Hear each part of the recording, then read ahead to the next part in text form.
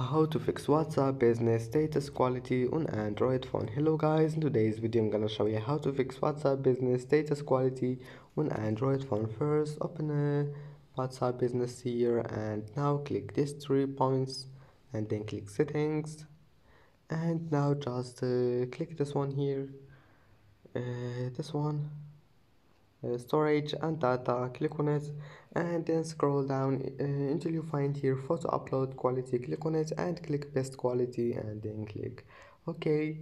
Now just go back and try again. Just force stop WhatsApp and try again. Wait, type here WhatsApp business and then click force stop, and now go back and try again and your problem must be fixed.